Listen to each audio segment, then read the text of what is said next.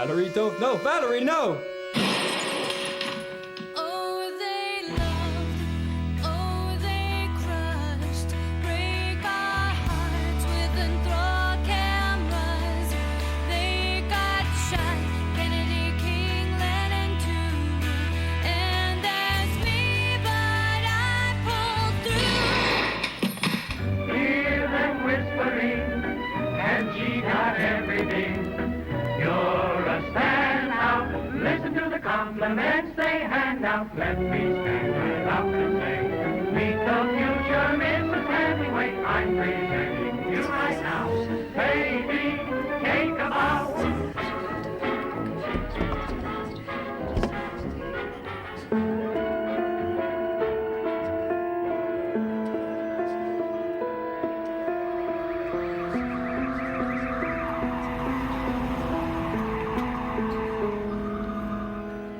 Quand j'eus 18 ans, un ami me fourra dans un sac publicitaire en plastique et m'emmena à New York. Je voulais encore être proche des gens. Je devins de plus en plus populaire et j'eus de plus en plus d'amis. J'avais mon propre studio, avec des gens qui travaillaient pour moi. L'emplacement était superbe, 47e rue, 3e avenue. Des gens célèbres s'étaient mis à venir à l'atelier.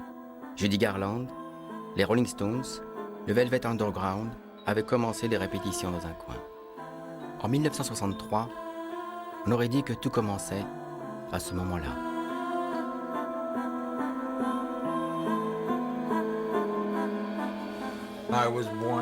Je suis né en 1922, John en 1925 et Andy en 1928.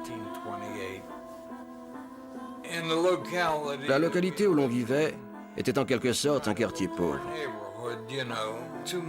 À 2 miles de la ville de Pittsburgh, le numéro de la maison était le 3252 Dawson Street. Et c'est là que Andy est allé à l'école primaire. J'avais eu 3 dépressions nerveuses dans mon enfance, espacées d'1 an. L'une à l'âge de 8 ans, la seconde à 9 ans et la troisième à 10 ans. À l'âge de 4 ans, je l'ai conduit au jardin d'enfants et je l'ai laissé là-bas. Après l'école, pas d'Andy. Je suis rentré à la maison et j'ai dit « Que s'est-il passé ?» Il y a une fille qui m'a battu. Il avait peur d'aller à l'école. Un voisin est venu chercher Andy et Andy hurlait et tout. Il l'a pris et a dit « Je vais le déposer à l'école ». Ce jour-là, quand il est rentré, il était déjà pris par la danse de Saint-Guy.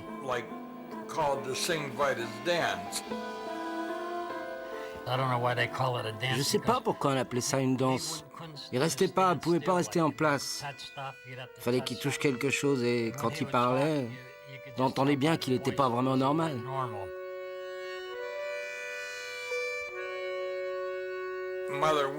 Maman n'a pas voulu le laisser aller à l'école pendant 1 an. Pendant cette année-là, il a aussi eu la scarlatine. Il a dû rester au lit pendant des mois. Il était le plus jeune et bien sûr, étant si fragile, on a toujours cru qu'il attraperait d'autres maladies. Alors on veillait sur lui. Quand il était malade, bloqué au lit, il avait le livre que maman avait acheté qu'il coloriait. Il coloriait, il découpait les images et les collait dessus. Et puis il écrivait aux stars de cinéma.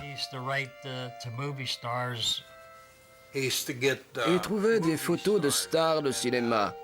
Et un jour il m'a dit, « Tu peux peut-être m'avoir des autographes de stars. » Et j'ai dit, « Oui, entendu. »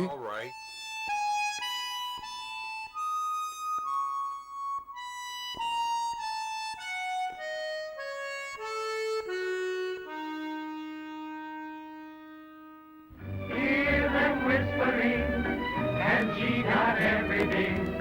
You're a standout. Listen to the compliments they hand out. Let me stand right up and say, meet the future Mrs. Hemingway. I'm presenting you right now. Baby, take a bow. Tout ce qu'il a fait dans sa jeunesse, Il semble qu'il l'ait développé plus tard dans sa vie. On est partis ensemble à New York. Ses frères ne l'auraient pas laissé partir tout seul. Ils pensaient qu'il était trop jeune. Ils ne voulaient le laisser partir que si nous habitions ensemble. Mais je pensais que c'était bien de sortir Andy de Pittsburgh, où il n'y avait pas vraiment d'avenir.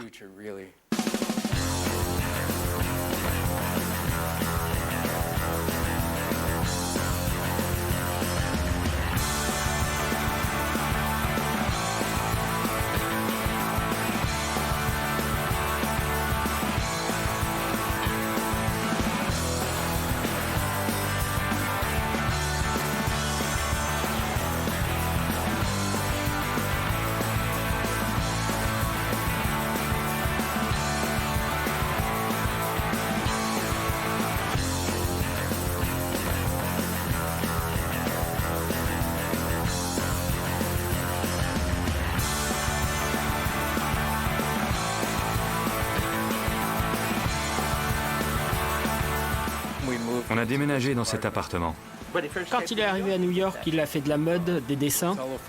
Il téléphonait à la secrétaire de directeur artistique, il y allait et obtenait le boulot. Il travaillait pour Vogue et Harper's Bazaar.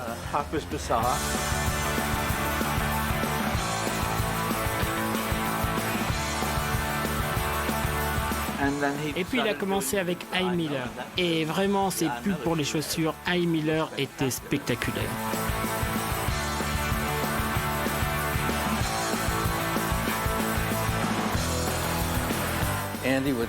Andy trouvait une présentation simple et brillante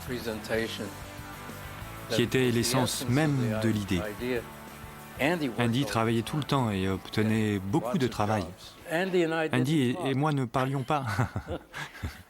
Aucun de nous deux n'était bavard. Quand on était ensemble, c'était surtout le silence. 10 ans avant qu'il devienne impliqué dans le mouvement pop art, il était en fait une célébrité déjà bien avant ça. Il faisait des vernissages dans une drôle de galerie qui était en partie un salon de glacier. On a ouvert le Serendipity en 1954. À la fin des années 50, Andy était amoureux de moi. Et il m'a fait une série de dessins, 35 dessins. Tell me, call me, hold to me, hear me, date me, make me pretty, stay with me. Andy était attiré par les gens très beaux. Et j'ai vu beaucoup de gens passer dans sa vie. Et bien sûr, ils avaient tous la condition préalable d'être très beaux. Qu'ils soient blonds, roux ou bruns, tant qu'ils étaient très beaux. Get out if you make out with some girl that I won't be. Get out if you make out with some girl that I won't be. Tell me, call me, hold to me. Durant tout le temps où j'ai vécu avec lui, il a toujours essayé de rencontrer Truman Capote. Il n'arrêtait pas d'envoyer des lettres à Truman Capote, dans lesquelles il mettait des petites choses, des plumes d'oiseaux colorés, ou ce qui s'appelait la poudre de fée. Et quand vous ouvriez l'enveloppe, tous ces trucs scintillants jaillissaient avec la lettre. D'après ce que je sais, c'était sa plus grande aspiration à ce moment-là, rencontrer Truman Capote.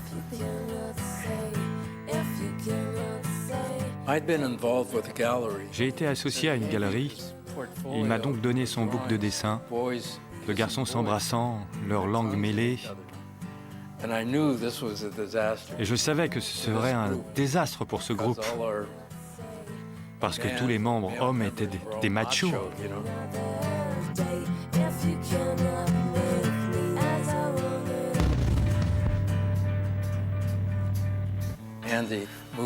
Andy est parti avec un groupe d'hommes qu'il connaissait de Pittsburgh.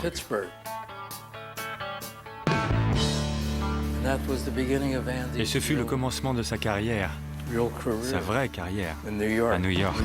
Tell me your name. It's a cruel, cruel game.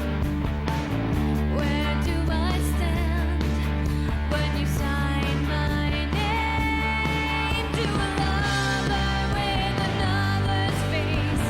Lonely hands can reach into place. Don't stand for the pain of embrace. À une époque, j'ai vécu avec 17 personnes dans un appartement en sous-sol, à l'angle de la 103e rue et de Manhattan Avenue. Mais pas une seule de ces 17 personnes ne partagea un vrai problème avec moi. Je pense qu'ils vivaient tous grâce à Andy qui payait le loyer. Il y avait toujours une grande fête. Andy s'asseyait toujours au bout de la pièce, à travailler, à faire ses dessins. Mais il pouvait voir toute l'activité de la maison, depuis cet endroit. Je travaillais beaucoup à cette époque, alors je n'aurais sûrement pas eu le temps d'écouter leurs problèmes s'ils avaient voulu m'en parler. N'empêche, je me sentais offensé et rejeté. Et puis sa mère est venue. C'était en 1952. Elle a dit, je pense que je serais mieux à New York, à m'occuper de Andy. Je crois qu'il a d'abord été surpris qu'elle arrive. Et ensuite, il fut très heureux d'avoir sa compagnie. Parce que je pense qu'elle a joué le rôle d'une ancre, d'une fondation de tout ce qu'il était, et c'est parce qu'elle était là pour s'occuper de lui. La mère de Andy était complètement dévouée à son fils. Elle était très concernée, une mère attentive. Il y avait une dynamique intéressante entre mère et fils.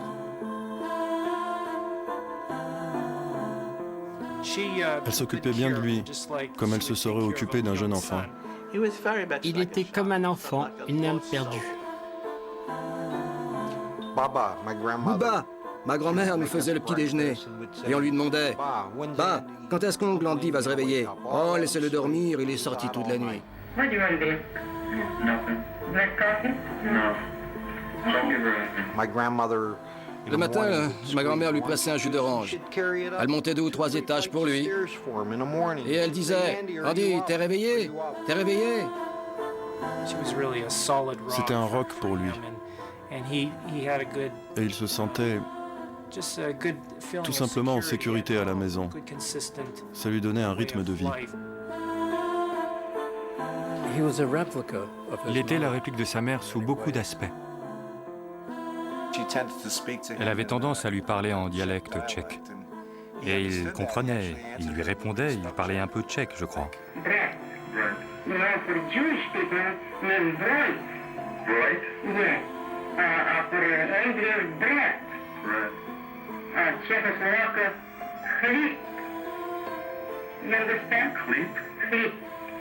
Pas seulement un peu, mais beaucoup.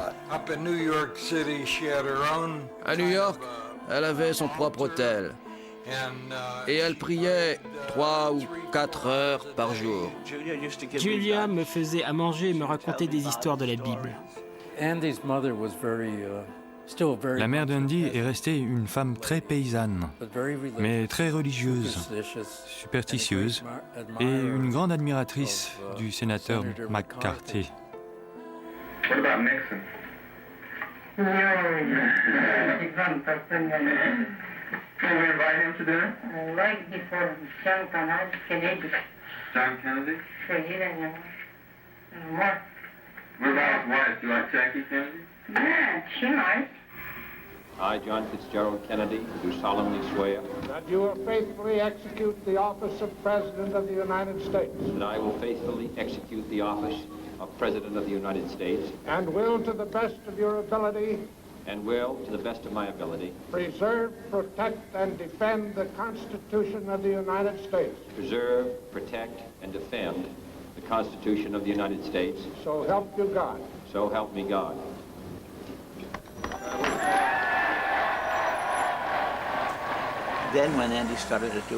Et quand Andy a commencé à faire ses peintures pop et qu'il gagnait plus d'argent, il a acheté la maison à Pierre Brune, sur la 88e ou 89e rue sur Lexington Avenue. 1342 Lexington, et il a vécu dans cette maison jusqu'à la mort de ma mère. Elle vivait en bas, dans le sous-sol de la maison.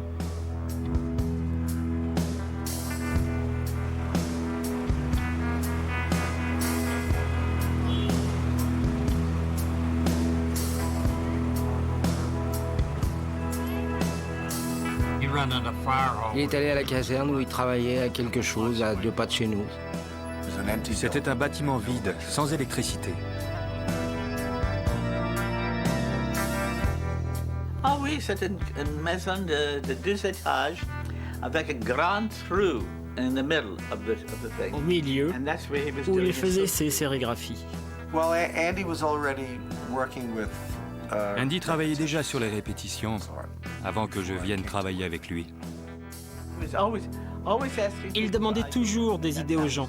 Et c'est comme ça qu'il a commencé avec les peintures pop. Vous connaissez l'histoire quand il a demandé à cette femme ce qu'il devait peindre? Et elle a dit « Qu'est-ce que t'aimes le plus ?» Il a dit « L'argent ». Elle lui a dit « Pourquoi ne peindrais-tu pas de l'argent ?»« Oh, c'est une bonne idée !» Et il lui a donné 25 $.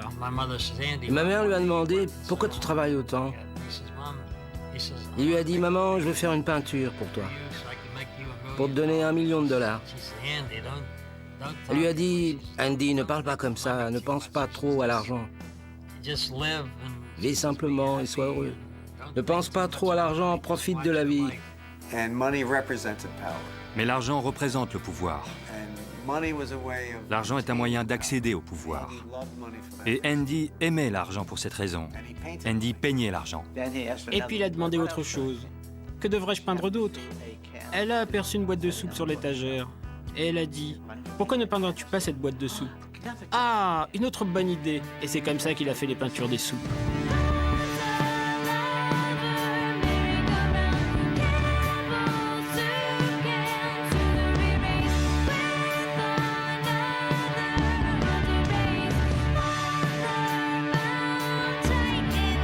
C'est comme ça qu'il a commencé avec les peintures pop.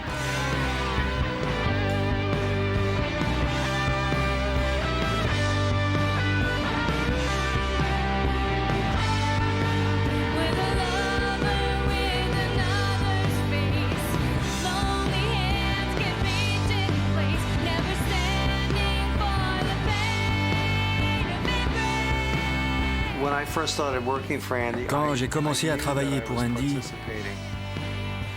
je savais que j'allais participer à quelque chose de vraiment important.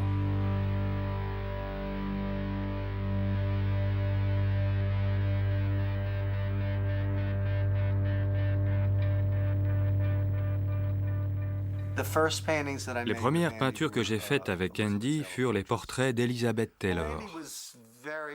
Andy était fasciné par la célébrité et les personnes célèbres.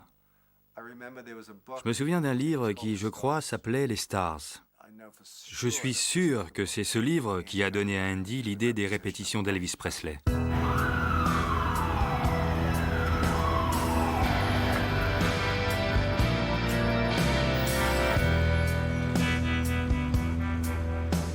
Puis nous avons continué avec les peintures Mort et désastre, les chaises électriques et les défenestrations.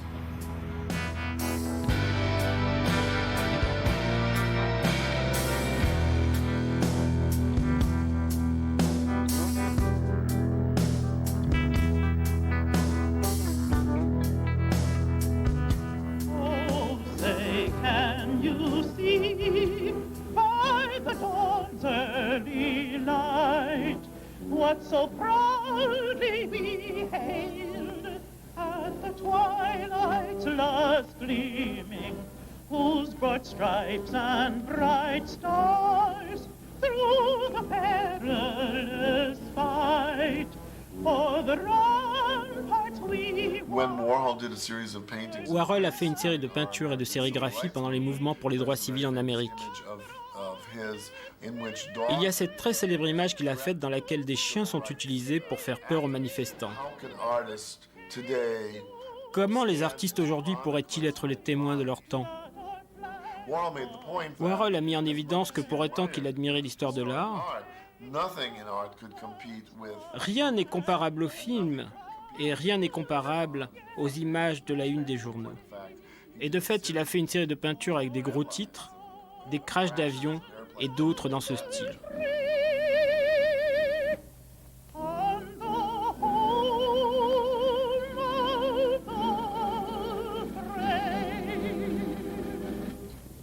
Oh, thus be it ever when free men shall stand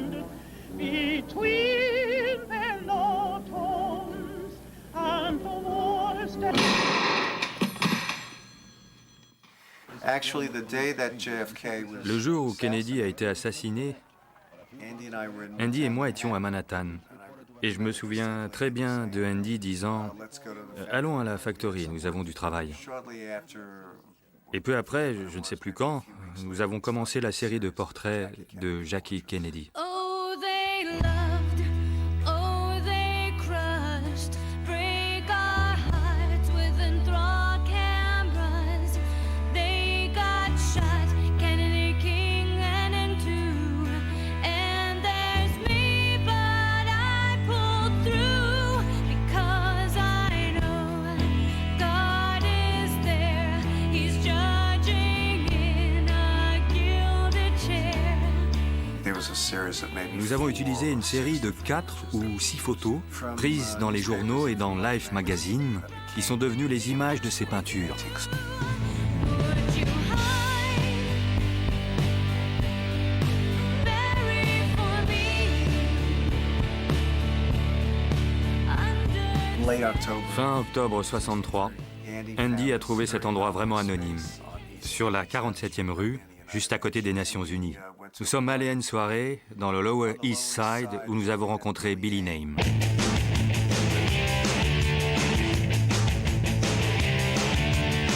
Il vivait dans un appartement entièrement peint en argent. Andy est venu chez moi et il l'a vu. On dirait un bijou. C'est brillant, magnifique. Et il a dit « Oh Billy, écoute, je viens juste d'acheter un nouveau loft sur la 47e rue. Voudrais-tu y faire la même chose ?»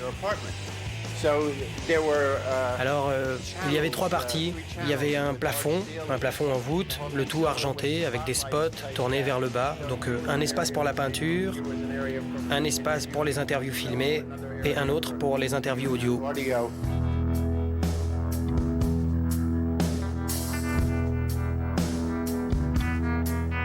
Pendant cette période, Billy a fini par emménager et il est devenu le manager de la factory.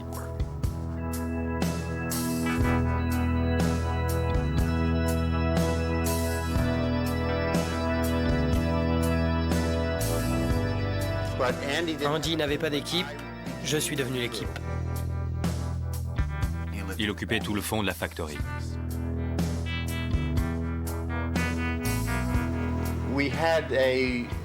On a eu une courte liaison amoureuse, mais on était si mal à l'aise tous les deux que ça n'a pas marché. C'était idiot, alors on s'est dit arrêtons là et soyons juste camarades artistes. C'était une entente parfaite. Donc la Silver Factory était en quelque sorte mon cadeau à Andy, pour qu'il puisse faire ses œuvres.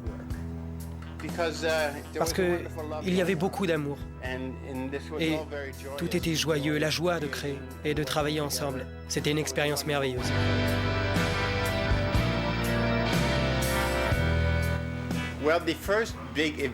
Le premier gros événement à la Factory, ça a été le vernissage de l'exposition des sculptures de boîtes Brio et des boîtes Campbell à la galerie Stable. C'était la première fois que les gens voyaient la Silver Factory.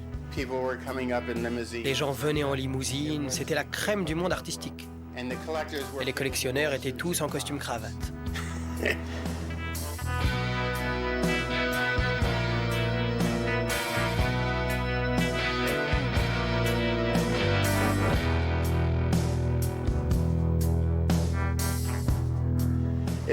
C'était le vieux monde rigide.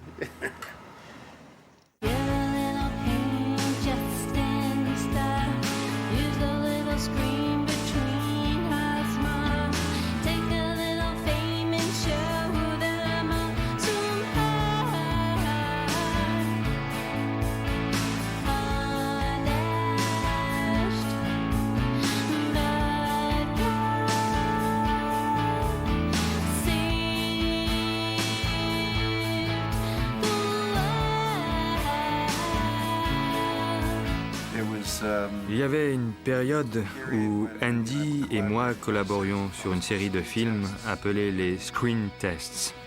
Quiconque venait à la factory était mis sur une chaise et était filmé pendant 3 minutes. À voir ces âmes perdues qui n'arrêtaient pas de venir dans son loft, les mettre face à la caméra et leur demander d'être elles-mêmes pour créer leurs propres histoires, c'était quelque chose de très nouveau. Et je crois que c'est pour ça que tant de désespérés se sont rassemblés à la Factory. Parce qu'il leur permettait d'être eux-mêmes. Ils ne les critiquaient pas. Il était très ouvert. Alors, ils se sentaient à la Factory comme à la maison.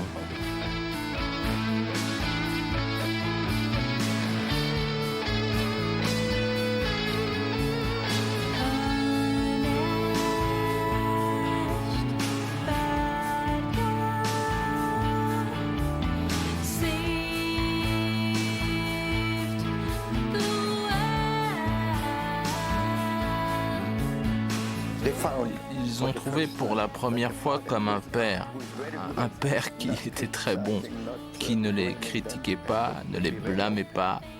Ils pouvaient s'ouvrir, être eux-mêmes. Il y en a peut-être 400 qui existent. On les appelait les screen tests. J'ai marché dans East Village, je me suis senti bizarre. Ça m'a rappelé les années 50 quand j'habitais St. Mark's Place et les années 60 quand nous avions la discothèque Dome avec le Velvet et Nico. Le Dôme était un bar polonais rue Saint-Marc. Quelqu'un a eu l'idée de louer cet espace et d'en faire un nightclub. Cette personne connaissait Andy et le Velvet Underground. Et il nous a engagés pour des performances dans le club. Andy voyait ça comme sa nouvelle forme d'art. L'image qu'il s'était forgée dans le monde de l'art évoluait. Et il essayait de se recréer, de se réinventer en tant qu'artiste d'un nouveau genre. C'était une sorte d'art en 3 dimensions pour lui.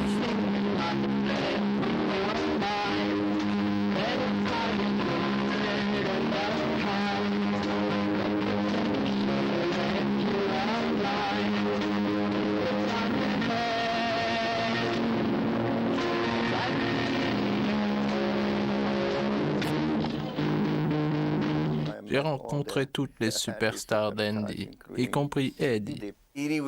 Eddie était la sommité de l'aristocratie américaine. Et d'une certaine façon, elle était capable de transcender ses origines. Et c'était quelque chose qui attirait beaucoup Andy.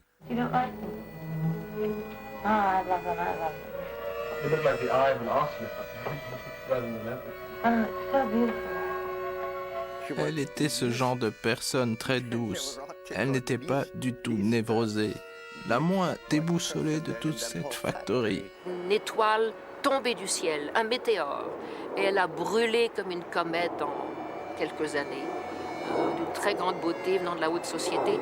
Et le rêve de Warhol, c'était de monter les échelons, il y est arrivé, et de devenir un Marilyn Monroe masculin. Je ne sais pas qui le premier a utilisé le terme superstar. Warhol voulait rentrer dans le système du mythe. Où sont les mythes? En Grèce, il y a les mythes grecs. En Amérique, où sont les mythes? Hollywood. Donc, on est obligé de faire des films, on est obligé d'avoir des stars. Et si on veut vraiment partir de zéro, ce qui était le cas, il faut faire des superstars, pas des petites starlettes.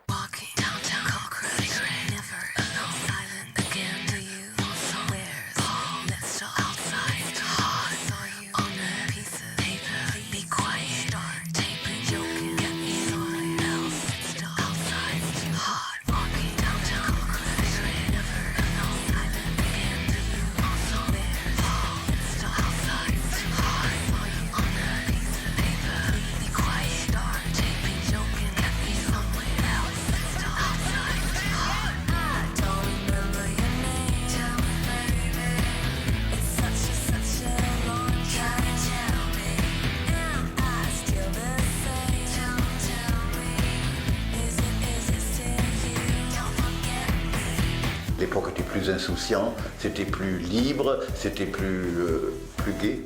Il a donné les lettres de noblesse aux travestis, mais c'était assez drôle, c'était nouveau. Aujourd'hui, c'est un lieu commun, mais à l'époque, ça ne l'était pas. Il y a eu une grande invasion dans le monde de l'art et de la culture en général, une invasion chimique. Les produits chimiques commençaient à apparaître, comme les méthamphétamines, le surgic acid et la mescaline. On prenait tous du Quaalude ou du Speed, mais on les obtenait de docteurs. C'était légal. L'orbitrol de Andy était légal. Mr. Warhol, are you trying to communicate any message? It's so pretty down here. I'm not sure. Well, whatever you're trying to do, you think you're reaching anybody? No. We're not really reaching anybody. But it really looks like stars from down here. Do you see them from up there? You really, oh, you should look up. It's fantastic. Can you see the stars? Quand on était avec lui, on ne savait pas si c'était un génie ou un idiot. Souvent, c'est assez proche. Rien n'était ordinaire ou normal avec lui. Des choses étranges arrivaient à la Factory tout le temps. La tragédie de Freddie Herco, c'était qu'il était si beau, si intelligent, un si merveilleux et dynamique danseur, qu'il ne pouvait s'inscrire dans les projets de quiconque. Et Freddie s'est pas mal mis aux narcotiques chimiques, moi aussi. Quand il a compris qu'il ne pourrait plus danser, il a mis fin à son âme. Il a dit « Je crois que je vais faire ma dernière performance ». Et un soir, il a mis le Requiem de Mozart sur le tourne-disque. Il faisait une représentation, et on est au 5e étage d'un immeuble. Et il a dansé en se lançant par la fenêtre dans la rue. Quand Andy a entendu ça, il a dit cette chose incroyablement folle que Freddie aurait dû nous le dire, et nous aurions pu le filmer, et cela aurait fait une merveilleuse fin, voire même glorifier sa performance.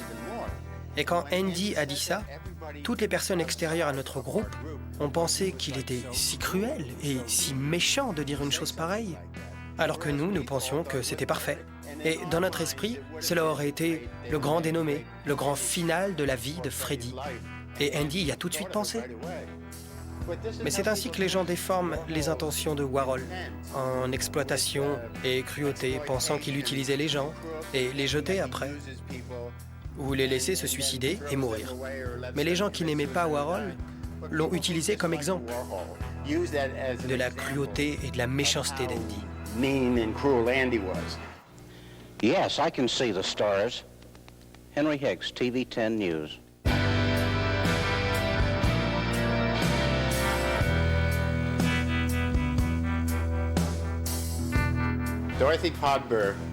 Dorothy Podber était la plus hideusement riche du Lower East Side.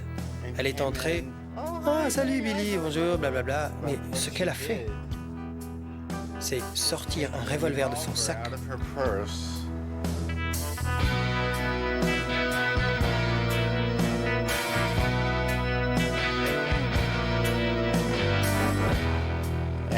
Et elle a dit quelque chose comme « Sur qui puis-je tirer ?» Et Andy, il a dit « Oh, ne me tire pas dessus !» Et Dorothy a dit « Je crois que je vais tirer sur Marilyn. » Et elle a tiré sur le premier portrait de Marilyn, en plein dans le front. Et ça a traversé les 5 autres qui étaient juste derrière.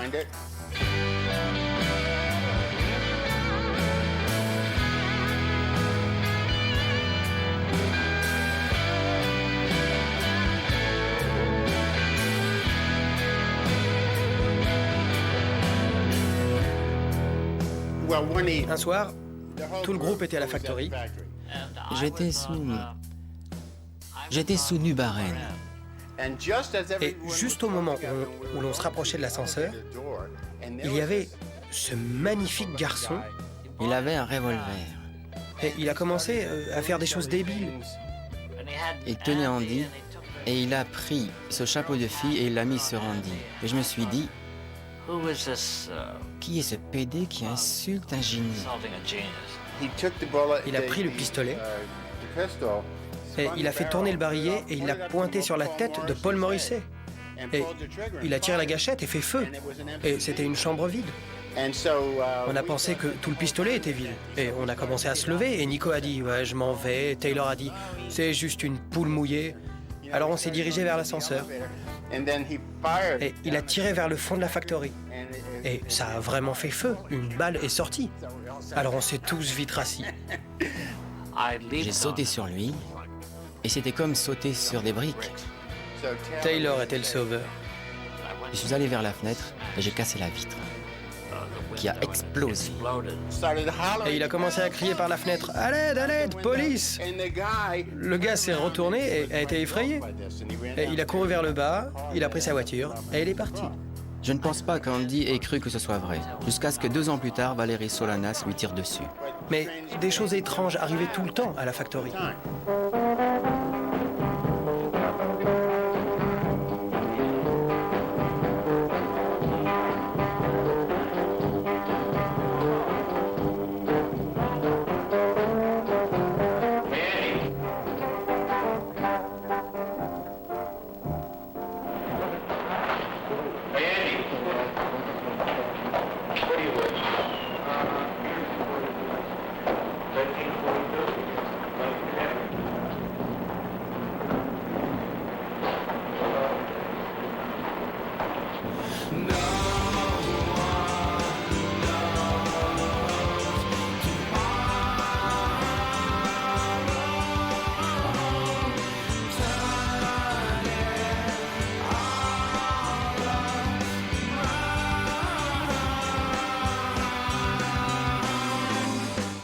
Il a fallu quitter la Silver Factory parce que l'immeuble avait été vendu. Et il a fallu trouver un nouvel endroit. On est allé à Union Square.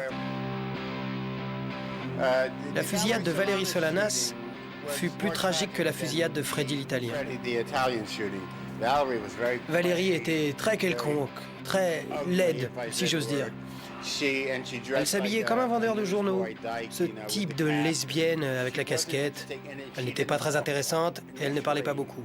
À l'origine, son éditeur, Girodias, qui vivait au Chelsea Hotel,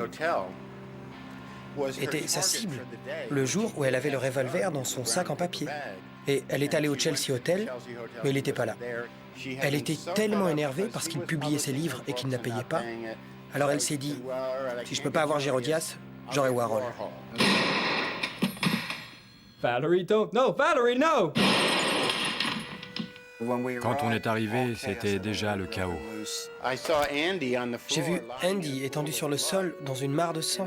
Et je suis allé vers lui et j'ai pris sa tête et ses épaules dans mes bras. Des gens couraient dans tous les sens. Quand je le tenais, je pleurais. Et il a dit « Oh, Billy, ne me fais pas rire, ça me fait trop mal. » La première chose à laquelle j'ai pensé, c'est que je devais aller chercher la mère d'Andy. La balle que Valérie Solanas lui avait tirée est passée à travers 11 organes de son corps.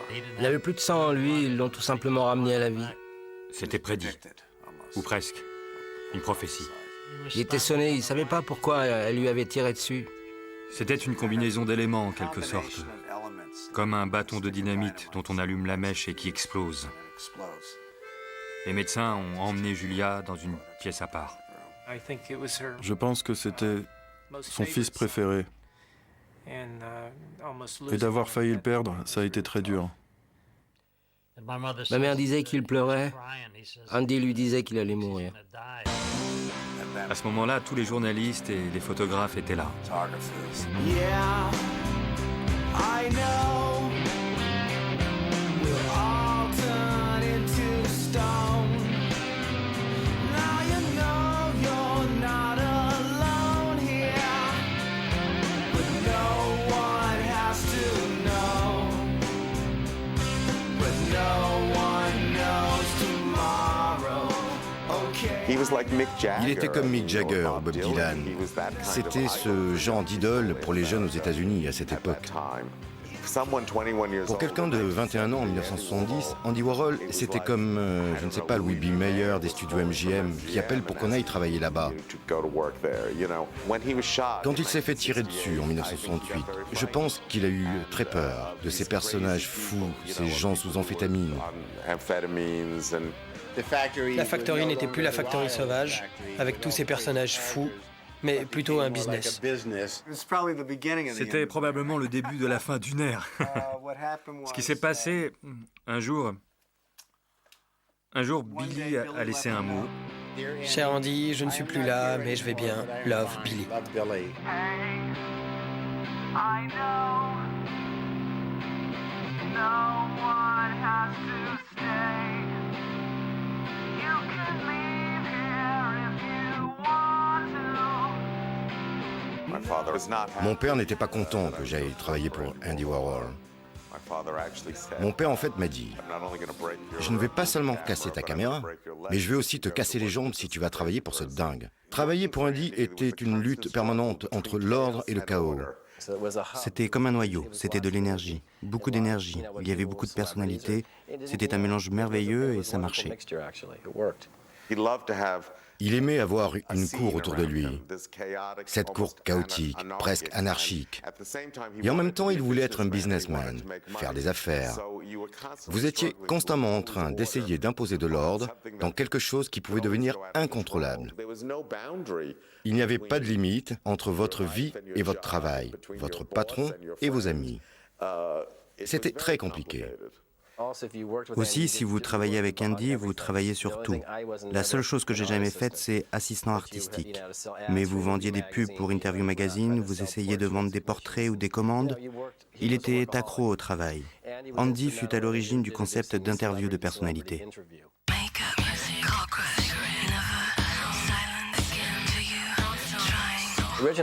À l'origine, Interview Magazine était un journal de cinéma.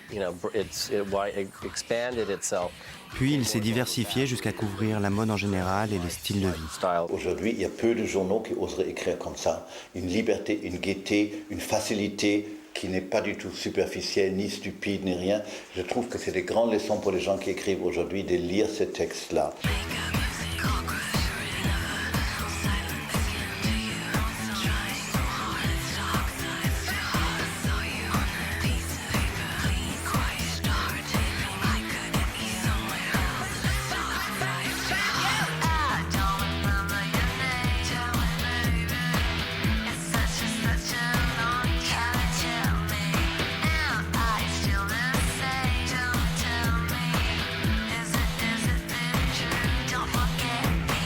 Les premières 10 années d'interview sont un témoignage extrêmement précieux parce que ça n'a pas été fait, on va témoigner, rien du tout. C'était fait, voilà, on met les gens quand même bien, qui nous amusent, qui sont chics, qui est mode, qui est léger, comme ça. Et cette légèreté observée aujourd'hui avec la distance, avec l'esprit politiquement correct et tout ce qui s'est passé dans la tête des gens depuis, qui ont rendu le monde un peu plus lourd, un peu plus prétentieux. Il faut dire aussi que c'était avant le sida. Andy était très dur comme patron. Vous pouviez rester debout jusqu'à 4h du matin au studio 54. Et il appelait le lendemain à 9h pour dire « Oh, je t'ai vu parler à Calvin la nuit dernière au studio 54. Calvin Klein. Tu lui as demandé pour la pub, tu lui as demandé pour la pub. » On lui disait Andy, on passait juste le temps. C'était toujours comme ça. Il voulait qu'on vende des portraits à tout le monde ou des pubs. C'était le seul but quand on sortait, vendre des choses. J'ai même réussi à décrocher quelques commandes de portraits dans l'avion pour Andy. C'est l'endroit parfait pour parler avec des célébrités. Pour s'échanger sur comment faire. Qui êtes-vous et oh, c'est super de vous rencontrer, Andy. Ravi de vous rencontrer, Carl, ou quiconque se trouvant dans l'avion. Les voyages en Concorde étaient de grands conseils de direction. Parce que selon la période, si vous alliez à Paris juste avant ou pendant les défilés de mode, vous pouviez trouver Karl Lagerfeld dans l'avion ou le président de Chanel. Et je leur disais, hey, vous savez, Andy est assis juste là au siège 4B. Vous voulez qu'il vous fasse un portrait ? Et si je pouvais l'organiser, je le faisais. Il n'y avait pas de stratégie spécifique. Et ils ont dit, pourquoi ne feriez-vous pas un portrait de notre flacon ?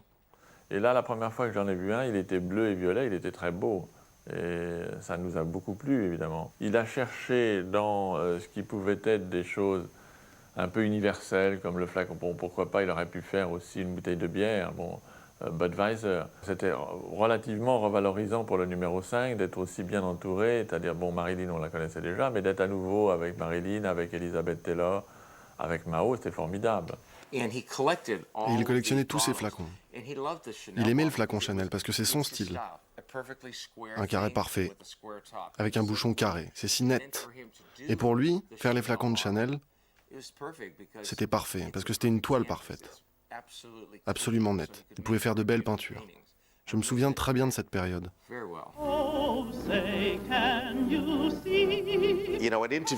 On a commencé à l'interview à se dire pourquoi ne ferions-nous pas les couturiers? Et puis pourquoi pas plus de stars hollywoodiennes? Et pourquoi pas des auteurs et des artistes? Et même des hommes politiques. Au même moment, le New York Times, en 1976, a demandé à Andy de faire un portrait de Jimmy Carter. Et il a rencontré Carter. Donc, quand Carter a été élu, Andy a été invité à la Maison-Blanche. Et nous aussi. Mon oncle était un démocrate convaincu. Et il se sentait proche de la classe ouvrière. J'ai reçu le carton pour la cérémonie d'inauguration du président Carter. Il était adressé à Monsieur et Madame Andy Warhol. Génial, pas vrai? Jackie Onassis, Jackie Kennedy et sa sœur Lee Radziwill sont venus voir Andy et lui ont demandé de soutenir McGovern, de faire une affiche pour la campagne de McGovern. Et Andy a dit « Oh, McGovern est trop chiant ». Mais Andy était démocrate. Il a dit « Je ferais mieux de peindre Nixon ». Il a donc fait cette grande peinture de Nixon avec une tête orange et verte qui lui a donné l'air terrifiant. Et en petit, c'était écrit « Votez McGovern ».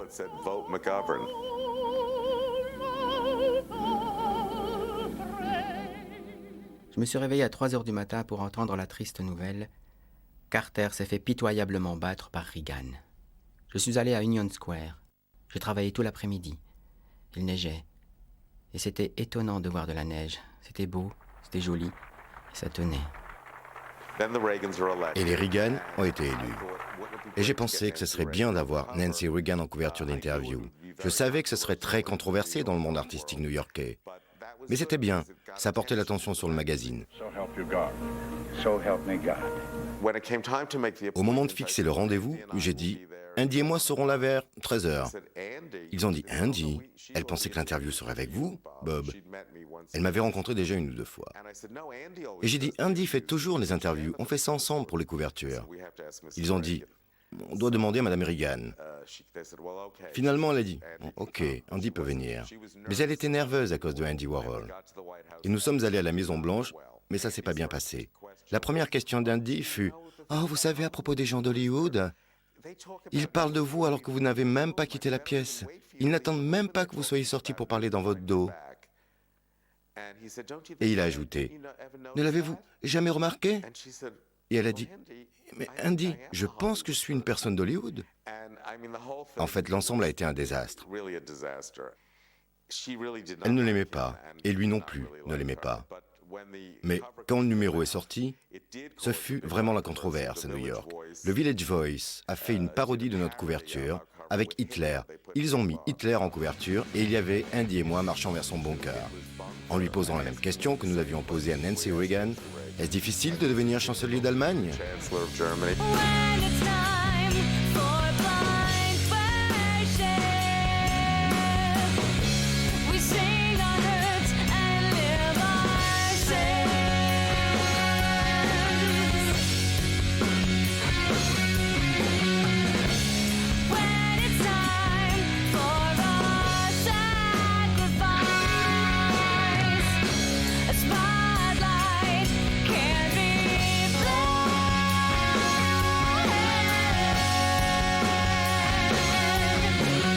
Puis on a commencé à faire de la télévision.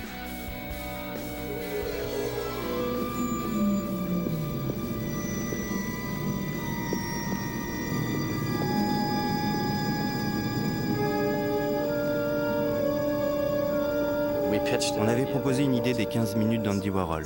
Et depuis, tout le monde se sert de cette phrase.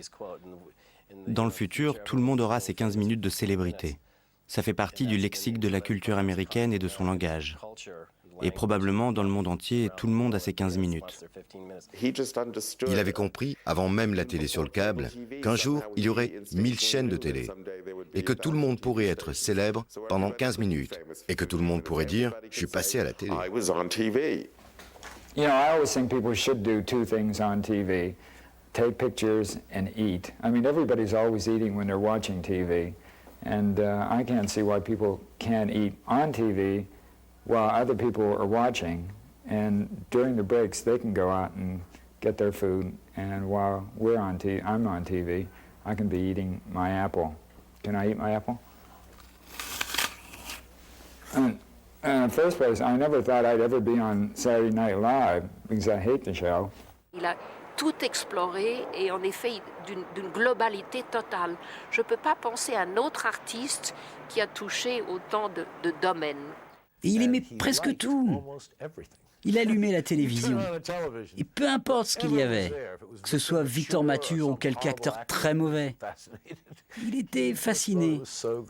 Il trouvait ça tellement génial, parce qu'il ne pouvait pas le dire. Mais maintenant que j'y pense, il célébrait la conscience. Comme Bacon. If Saturday Night Live was my show, I'd have only beautiful boys and beautiful girls on it. I think comedians should be really beautiful and not funny. If this was my show, I'd never be on it.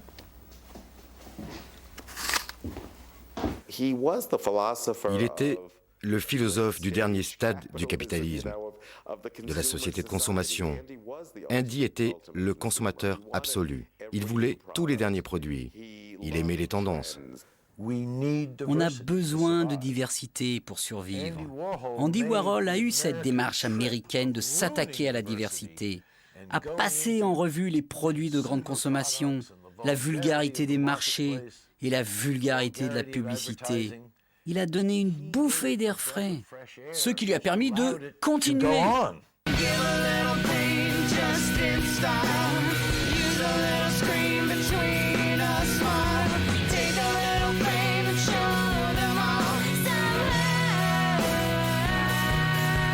Il était une victime de la consommation.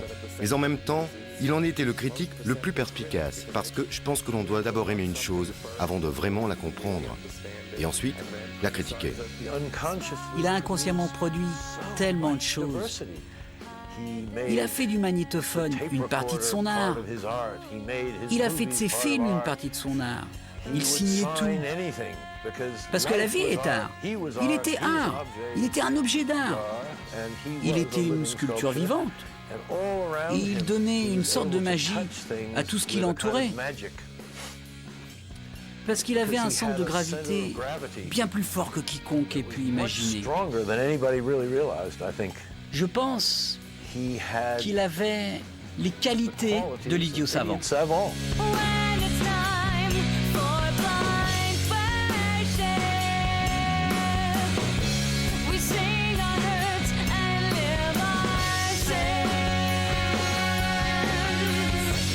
Je suis officiellement mannequin maintenant. J'ai déjà quelques propositions de travail. Je suis tombé sur un type qui avait vu ma photo dans le book de Zoli. Il m'a proposé un travail. Je trouve que c'est amusant d'être juste une autre jolie gueule dans le book de Zoli. Andy voulait être top modèle. Il s'entraînait à être top modèle devant moi, en faisant des drôles de poses, en essayant d'être sérieux ou en améliorant son look. Des fois, il s'en voulait d'être un modèle. Il disait « Je suis en train de prendre le boulot d'un de ces jeunes. » Mais à la fin, il était son unique modèle. Il faisait aussi ce qu'on appelle « specialty booking ».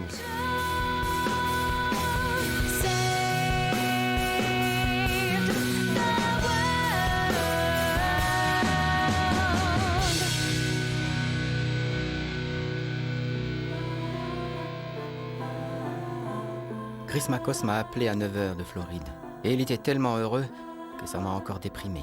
J'ai travaillé jusqu'à 6h30. Roper m'a invité à une soirée entre garçons sur Bleecker Street. Mais j'étais trop déprimé. Manger à la brasserie, retour à la maison. Désespéré parce que personne ne m'aime, que c'est Pâques, et j'ai pleuré. Je me suis senti vieux, gris, fatigué et dépassé. Maintenant, je pense que tous mes problèmes viennent du fait que je me sens vieux. J'ai mis le doigt sur le problème. Vraiment, je suis dans une drôle de période. J'ai repoussé le moment de raconter mes problèmes émotionnels, parce qu'à Noël dernier, quand j'avais toutes ces disputes avec Jed et qu'il est parti, je ne pouvais pas en parler. Maintenant, je vis seul d'une certaine manière. J'ai le sentiment désespéré que rien n'a d'importance. Ensuite, j'ai décidé que je devrais essayer de tomber amoureux. C'est ce que je fais maintenant avec John Gould. John Gould était un jeune producteur chez Paramount. Andy me demandait toujours « Tu peux pas me caser ? Tu pourrais me trouver quelqu'un avec qui sortir ?» Et je lui ai dit « Bon, très bien, je vais te présenter cette personne. » John est la personne parfaite pour tomber amoureux. Il a sa carrière, je peux développer des idées de films avec lui. Peut-être même que je peux convaincre Paramount de faire de la publicité dans Interview aussi, non? Alors mes sentiments pour lui sont bons pour le business. Et ensuite, ce n'était pas suffisant. Il m'a dit, si tu pouvais faire en sorte que ça marche, je te donnerai une montre, celle que tu veux. Chris est le parfait compagnon pour moi. Il me fait me sentir jeune. J'ai offert à Chris une récompense, cette montre qu'il veut s'il arrive à faire tomber John amoureux de moi. C'était un très bon défi parce que vous pouvez toujours mentir et dire qu'il ne s'est rien passé. Je ne sais pas s'il s'est passé quelque chose. Je n'ai donc jamais eu de montre. C'est déroutant, parce que John essaie de garder cette image d'hétéro. Il me dit qu'il n'est pas gay, qu'il ne peut pas. John et moi avons marché sur Columbus Avenue, très chic. Et quelqu'un a crié « PD !» Ça m'a fait rire. De retour à la maison, j'ai regardé la télé. Pris à somnifère, je me suis réveillé à 9h en me sentant déprimé et horrible. Mon Dieu, je me sens comme quand je suis arrivé à New York. Je revis les mêmes choses, la peur de vivre seul. Je ne sais pas ce qui se passe avec John, ça continue. Mais il faut que je tombe amoureux maintenant, ou je vais devenir fou. Je dois éprouver quelque chose.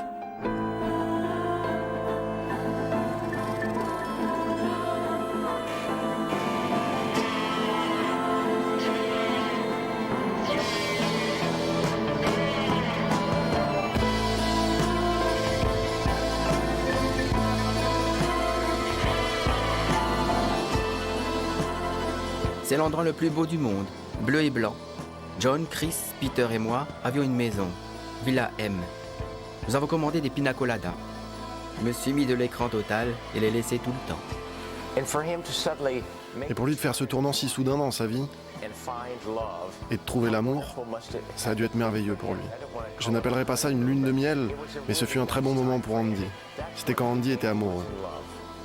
Ce sentiment d'être amoureux. Comme l'amour peut être puissant. J'étais très content qu'Andy soit amoureux dans cette période de sa vie. Parce que l'amour est quelque chose d'indescriptible. Vous pouvez seulement le vivre et le partager. Et Andy partageait cet amour à ce moment, avec les personnes qui l'entouraient. Et dans ce cas, c'était Peter Wise, un de mes amis, et John Gould, sur l'île de Saint-Martin, où l'on est descendu dans cet endroit incroyable, la Semana. Journée extraordinaire. Ciel bleu, mer bleue, Chris, Peter et John sont allés faire de la plongée. Je marchais jusqu'à l'épave d'un bateau et j'ai pris des photos. C'était la plus belle journée. Andy Warhol, qui d'habitude est un peu difficile, qui ne prend jamais de vacances, est totalement relaxé, complètement heureux. Ces moments à Saint-Martin furent vraiment fabuleux. Il était très heureux à ce moment-là. Il y a beaucoup de photos qu'il montre. Ce sont ces jours merveilleux dont on a parlé. Prenons une pina colada et on se la coulait douce sur la plage. Comme tout le monde fait, on profitait du soleil et de la lumière.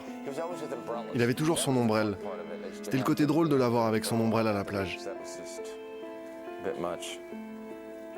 Mais très relax. Vous pouvez voir un Andy Warhol très relaxé. La chemise ouverte, en jean, à son aise, très heureux.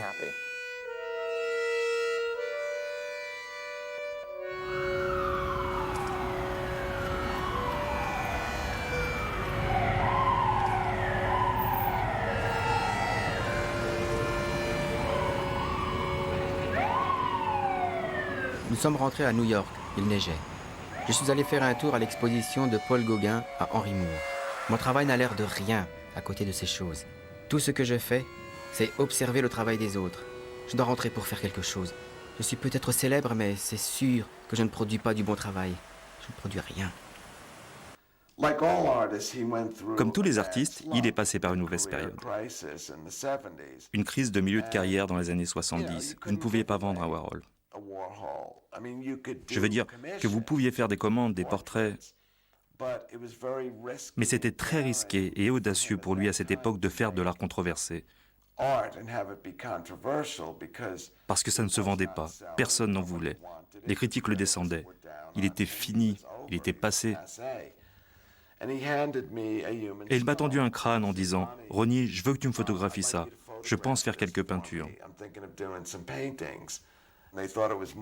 Il pensait que c'était morbide et déprimant, mais je l'ai toujours considéré comme le portrait ultime. Autrement dit, c'est le portrait de tout être humain sur Terre, parce que tout le monde a un crâne. Quand vous regardez l'image traditionnelle de Vanitas, telle que dépeinte dans les œuvres de Holbein ou de beaucoup de peintres de nature morte du XVIIe siècle, quand il y a un pétale sur une fleur, une des fleurs est morte. Et Warhol l'a très bien compris, je pense. Lorsqu'il regarde l'image de Marilyn Monroe, il s'agit d'une très belle femme. Mais elle est entièrement un objet créé de toutes pièces. Quelqu'un lui teint les cheveux de couleurs différentes, quelqu'un lui dit comment parler, lui donne des bijoux, que sais-je. Ils ont créé Marilyn Monroe. Quand il faisait une commande, il disait « Quelle couleur aimez-vous » On lui répondait « Oh non, vous êtes l'artiste, vous choisissez la couleur. » Et lui « Non, non, non, je veux savoir quelle est votre couleur préférée parce que je veux que vous soyez content, que vous achetiez plus. » Il se servait d'eux pour l'argent et eux de lui pour le grand art. Andy pensait que tout le monde devait être beau. Alors quand il faisait un portrait, il voulait que vous ayez l'air beaucoup mieux. Andy prenait son appareil à $20 parce que le cube du flash était si fort que ça effaçait les traits. Vous n'aviez plus de traits, comme si vous veniez tout juste de naître. Et il n'était pas bête, il a eu des commandes seulement parce qu'il avait fait Liz Taylor et Marilyn. Alors les gens venaient voir Andy pour avoir cet éclat glamour, et non pas un portrait réaliste, sombre et moche de même. Ils venaient le voir pour être Marilyn Monroe. Le même gars qui a fait Marilyn Monroe m'a peint. C'était surtout un acte de vanité. Les gens voulaient juste un portrait par le meilleur peintre de l'époque. Il était en avance sur son temps. C'était de la chirurgie plastique. Mais Andy le faisait dans les années 60 et 70. Il vous découpait le visage et le blanchissait. Comme aujourd'hui, ils utilisent le Botox. Andy était le Botox originel.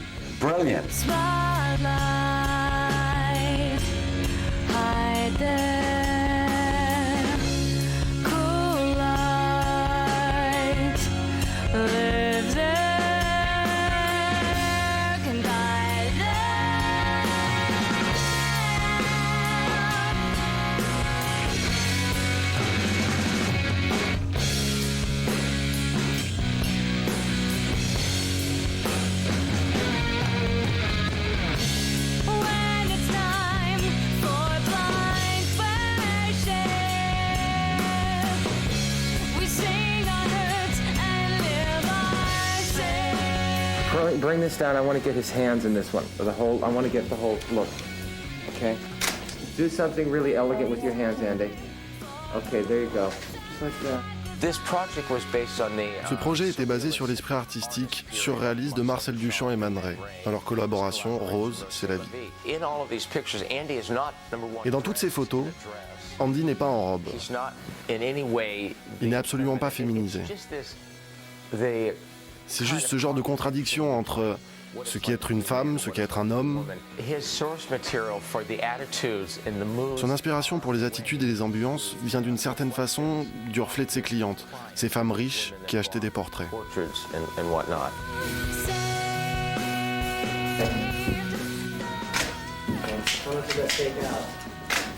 Where's Ronnie? Okay, let's see. Just bring your eyes here. That's great. Can you get Ronnie here to shoot the other pictures? Rupert's not good at shooting Polaroids. That way. Il était attentif pour les gens autour de lui. C'était la mère, le père, le frère, la sœur. Celui qui faisait attention, il prenait soin de tous ces gens.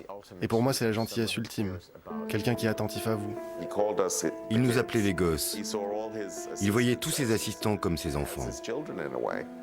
Il croyait fermement en la famille.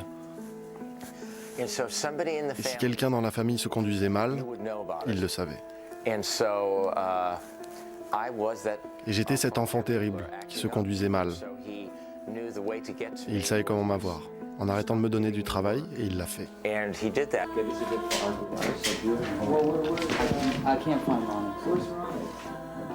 Il était mon deuxième père. C'était presque comme la grand-mère qui vous dit tu dois arrêter de voir cette autre femme, sinon je te déshérite. C'était la chose merveilleuse chez Andy. Il ne jugeait rien ni personne.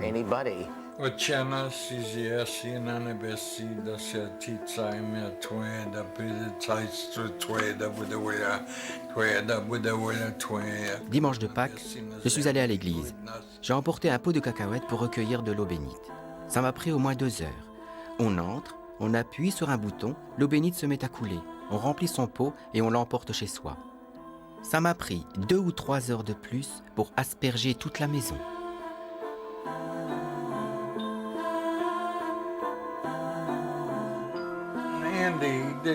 Andy allait à l'église. Il y allait tous les dimanches. Avant de quitter la maison, le matin, Andy disait « Maman, je suis prêt à partir. Veux-tu bien venir prier avec moi ?» Il ne quittait pas la maison sans qu'elle prie. À chaque fois qu'il partait travailler, il disait une prière avec elle.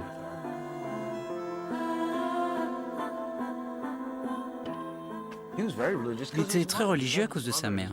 Il l'aimait. Elle lui a sauvé la vie.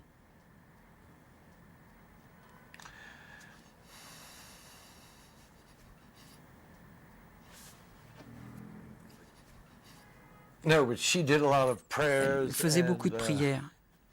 Je ne suis pas du tout religieux. Mais les contraires s'attirent.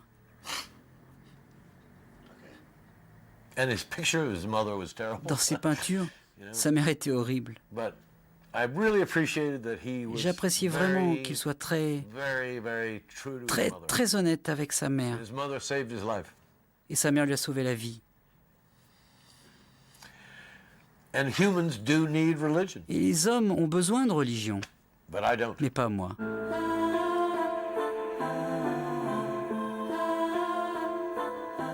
Il y avait de la neige dehors, c'était ravissant, pas trop froid. Je suis allé à l'église. Nous allions aider à servir le repas de Pâques aux pauvres.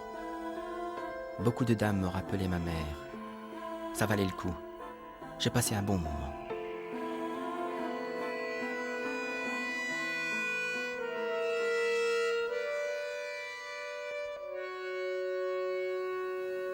Je suppose qu'il a choisi cette église quand il était dans le quartier. Il venait l'après-midi, entre 2 messes, et restait environ 1 heure. Il faisait juste un signe de la tête, c'est tout. Il ne s'arrêtait jamais pour discuter.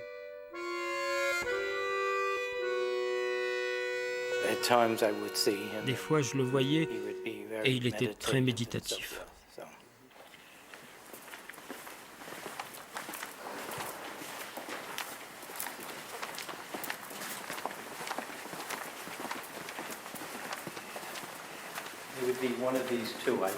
C'était l'une de ces 2 places. C'était cet endroit, vous voyez, il s'asseyait plus vers le pilier. Il s'agenouillait et était très modeste, à l'écart des autres. Le New York Times a publié un grand article sur le sida, sur le fait qu'ils ne savent pas quoi faire. Ça prend les proportions d'une épidémie. Ils disent que les gosses qui ont des rapports multiples ont le virus dans leur sperme. Le cancer gay, on a d'abord entendu dire que ça se passait au sein du chorus de San Francisco, des gens qui mouraient de pneumonie. Les gens n'y ont pas fait attention, jusqu'à ce que le nombre de morts augmente. Quand les gens ont commencé à mourir, ils mouraient en privé.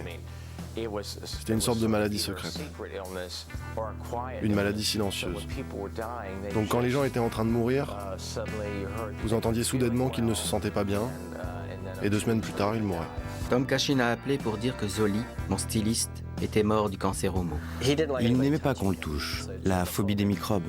Aussi, quand le sida est arrivé, c'est quelque chose qui l'a vraiment effrayé. La grande nouvelle, c'est Robert Hayes, mais je n'ai pas envie d'en parler.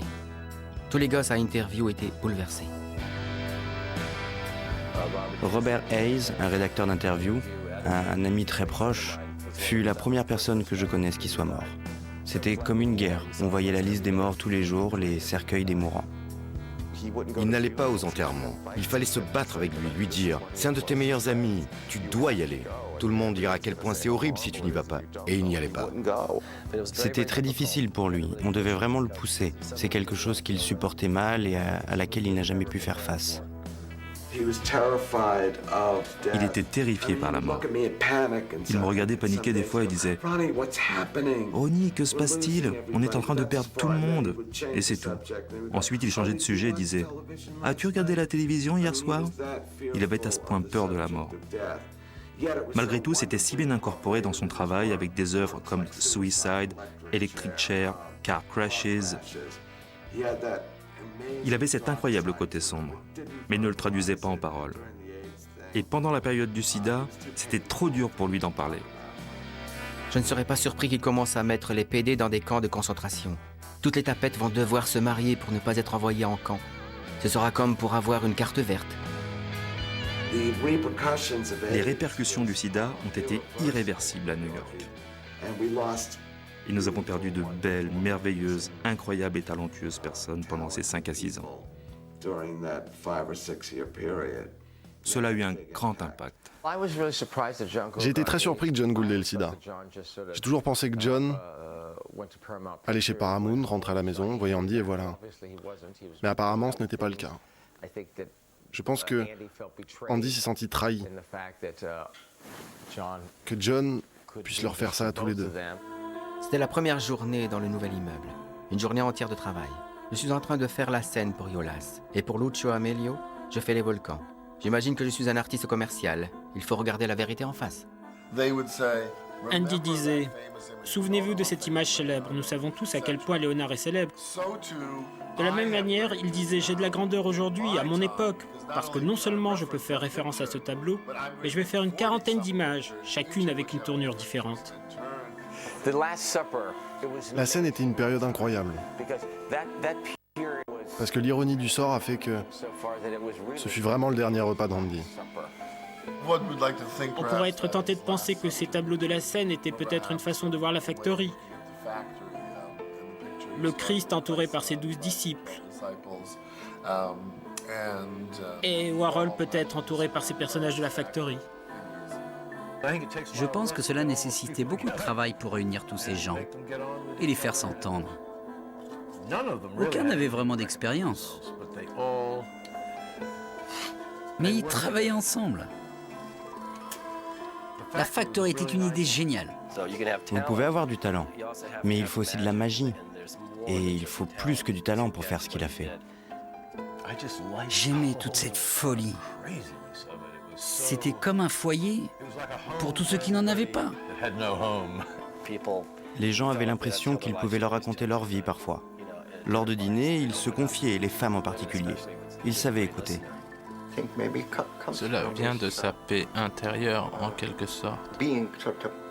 Ce qui est une expérience religieuse. Il ne jugeait pas les gens. Il n'y a personne à New York qui laisse ouvert son studio ou son appartement, qui reçoit 20 personnes tous les jours, ou chez qui vous pouvez amener un ami parce qu'il est soit intéressant, ou beau, ou riche, ou célèbre, ou fou. Warhol, c'était la colle cosmique de la factory.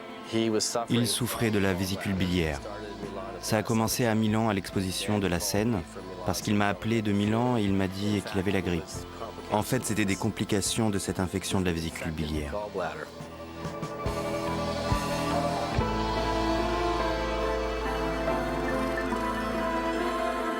C'était à l'hôtel Prince de Savoie à Milan. Et il ne se sentait pas bien. Et vous pouvez voir, il est toujours relevé parce que son estomac le fait souffrir. Et il essayait de comprendre. Pourquoi est-ce que je me sens si mal? Vous pouvez le voir dans ses yeux. Comment me soulager?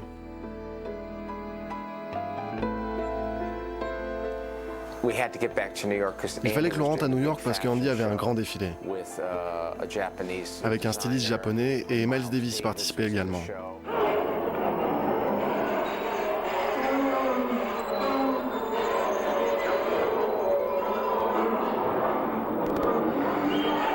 Il avait un corset, il avait de l'argent et des trucs dans ses poches et tout est tombé par terre. Nous étions dans une loge improvisée et bien sûr quelqu'un est venu vers lui pendant le défilé et lui a dit « On dirait la mort ».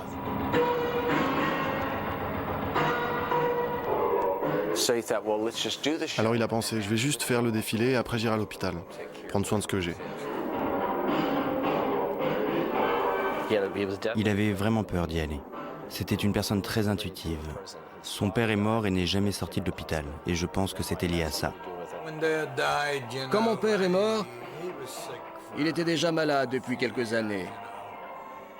Il avait été opéré en 1929 de la vésicule biliaire. C'était en mai. Et mon père m'a dit de venir m'asseoir avec lui devant la porte de derrière. Et il m'a dit, j'ai 1500 $ en bons postaux. Utilise-les pour les études d'Andy. Andy doit aller à la fac.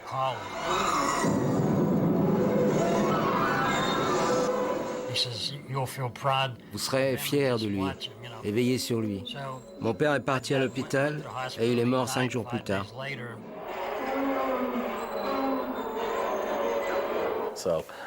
Il ne tenait pas à retourner à l'hôpital. Et j'étais extrêmement nerveux. J'avais un mauvais pressentiment. J'en ai parlé à ma femme, c'était son anniversaire. J'avais probablement trop bu et j'imaginais les pires scénarios. Et ça s'est vraiment réalisé 6 heures plus tard. Et bien sûr, c'est ce qu'on sait. Il est allé à l'hôpital, ils se sont occupés de lui. Mais ils l'ont surhydraté. Il avait trop d'eau dans le corps. Et bien sûr, Andy est mort. Et franchement, c'était son dernier repas.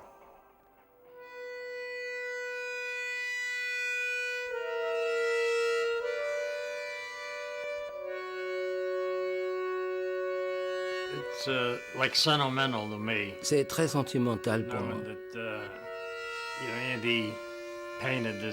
Andy a peint ce Jésus.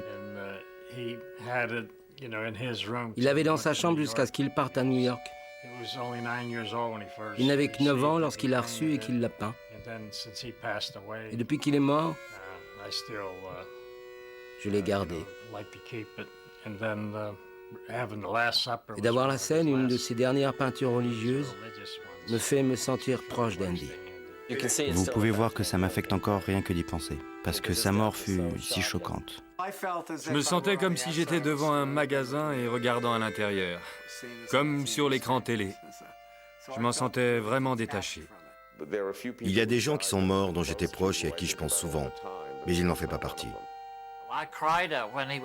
J'ai pleuré quand Valérie Solanas lui a tiré dessus. J'étais vraiment bouleversé. Mais quand il est mort, c'était comme si plus rien ne se passait. Ah oui, c'était mon anniversaire.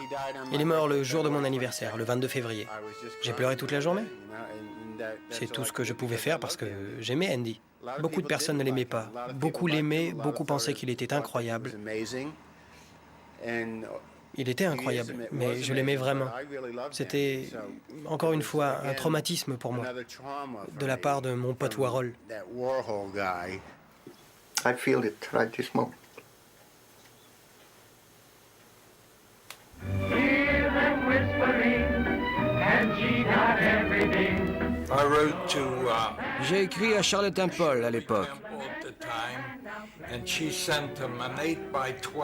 Et elle m'a envoyé une photo dédicacée pour Andy Warhol de la part de Charlotte Temple. Non, non, je n'aime pas mon nom tant que ça. J'ai toujours voulu le changer. Quand j'étais petit, je voulais m'appeler Morning Star, Andy Morning Star. Je pensais que c'était beau. Et j'ai failli l'adopter pour ma carrière.